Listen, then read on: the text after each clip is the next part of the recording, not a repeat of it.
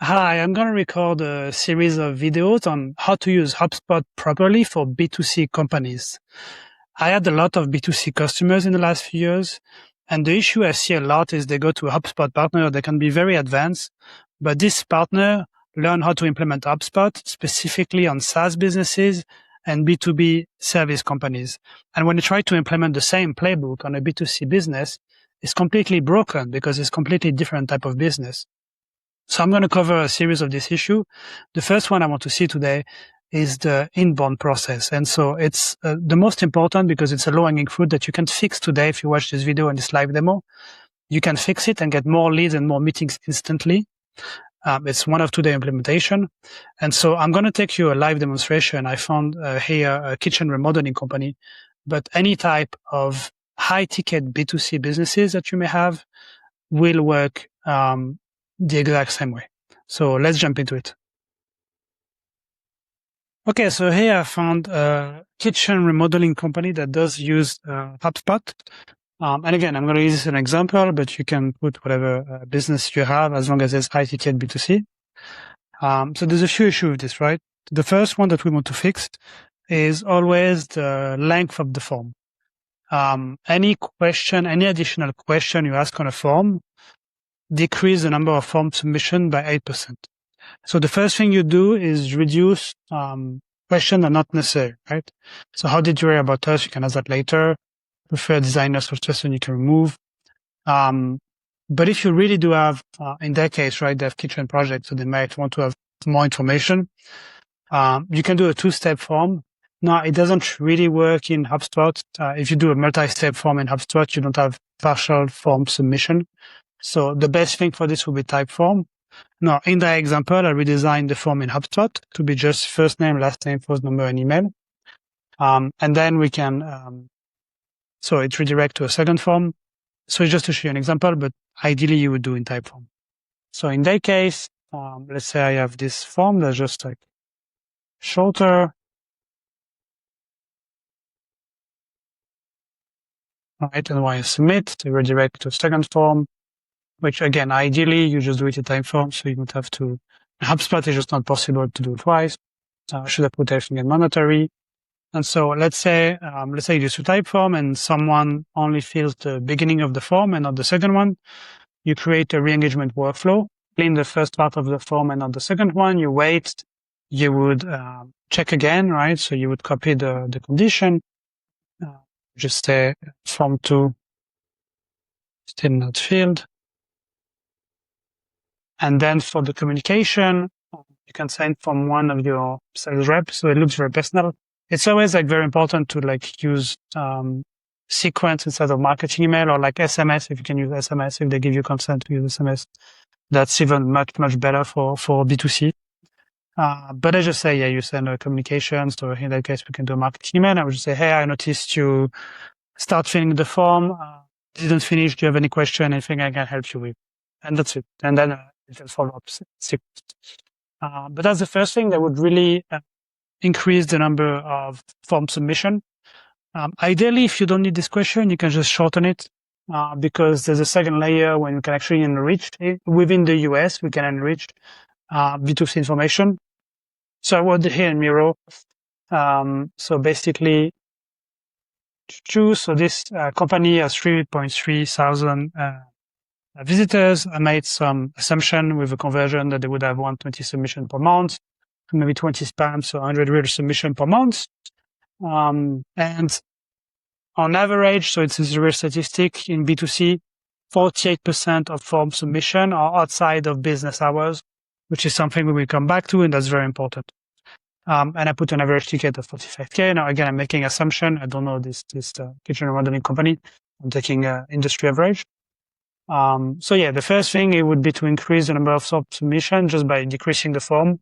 And so we would easily increase by 50%. So it would be from 1 to 150, right? The second thing, which is optional and I implemented for a lot of clients, but it's really incredible. You have several tools on the market, but most small business, like a lot of them are extremely expensive. Minerva is really cost efficient. I think it costs around 30 cents per enrichment.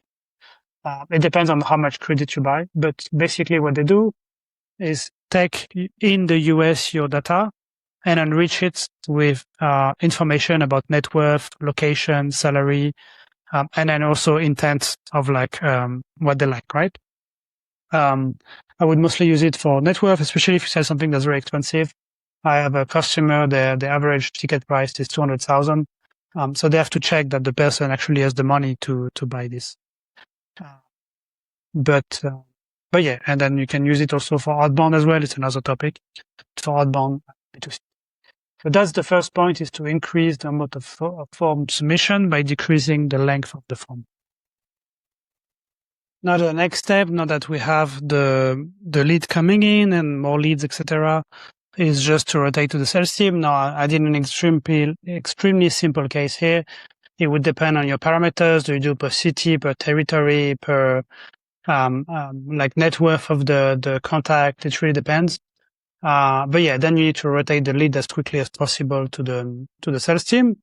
And then you can either give them a task to contact or send directly. If you're an enterprise, you can directly send a sequence. But I would keep it very simple. So within business hour, just do a task. And I need to track the SLA of contacting as quickly as possible, within 5 minutes. If you're an SDR that does it, it's even better. But what I'm interested in is mostly in the case of B2C is the outside of business hour, right? So within business hour, you send a task. Otherwise, you're going to create some agent. So what's going to happen, right? So the lead come in and they fill in the form and we put some information. Let's say you have a case for the messaging, right? So first agent is just triaging. So we're going to see in the submission, in the message, is this a spam, right? So are they trying to sell something in the message? Does it need a custom reply in case they're asking for something that's sensitive and can be a legal issue, like if they're asking for a GI discount or they're asking you to, can you do a kitchen in 1 week, right? And the last categories of the message you can reply by AI. And so this is where we're going to send to a second agent. That would be, there's going to be the AI reply. And then we're going to either send email or even better, send text from sales owner. But let's go specifically in the agent and let's try to build it together. So now the second part, now that we have the first agent that triage and decide if it's in a template or it's a custom reply or spam, the second agent is for the AI reply. Now what we do here is just basically if there's a categorized AI response, we just use the AI to customize. Now it's very, very important to not look like AI. And so for this, with your model, you want in the instruction to be extremely casual. It's really a one line about what they wrote. So in the case of a kitchen remodeling, they might tell you, I live here, I like this style of remodeling, I have this budget. And you show that you acknowledge, but you don't do anything too long. So in the prompt, for KCI, I really put super casual and warm. It's a quick test from a real person. Lowercase friendly is fine, but keep it credible. 2 to 4 students to the max, right? You really you really want to look like it's someone that just receive on the phone notification and it's hey John, very cool project with your kitchen. Sounds very interesting, the style that you want. Let's talk tomorrow. Can I give you a quick call? Right? That's it. It has to look human for it to work. It's not a marketing email with your promotion. And that's it. And then, so then you can decide, how you send this. So I would advise to integrate with some type of SMS platform. Otherwise you can send WhatsApp, or just email. Text message tend to work much better, especially outside of office hour, which is what we're trying to do. And for the template reply, so template reply is basically, if they don't put any question or comments here, and it would just be hey, so your request, can I give you a quick call tomorrow? Right? That's it. Something like this. And, so just to go back to the summary of everything. And again, this is applicable to any B2C business with high ticket. There's basically 3 main issues. The first issue is the form length. You really want to reduce it to the max to get more form submission. The second issue is the spam. You want to filter the spam automatically with an agent. You also want to be able to enrich the data with Minerva. That's a very good bonus for your sales team, especially the higher ticket. And then use an AI agent to send like a message within 5 minutes. And so now you will have more leads. You will be able to filter out the ones that are irrelevant, and the ones that are relevant and you're outside of business hours, you will be the first one to send the message, just like looks like a one-on-one message. So naturally, you will convert more leads into revenue. I did this with like a property management company a few months ago, and their lead to opportunity rate went from 9.5% to 42% within 2 months. And then basically like we reduce the amount of spam, right? But like we double the amount of opportunity created per month, for like a high ticket, right? Property management. So again, every type of B2C business would work. If you want me to implement this for you, just send me a message or my link below. And, yeah, I hope this video helped.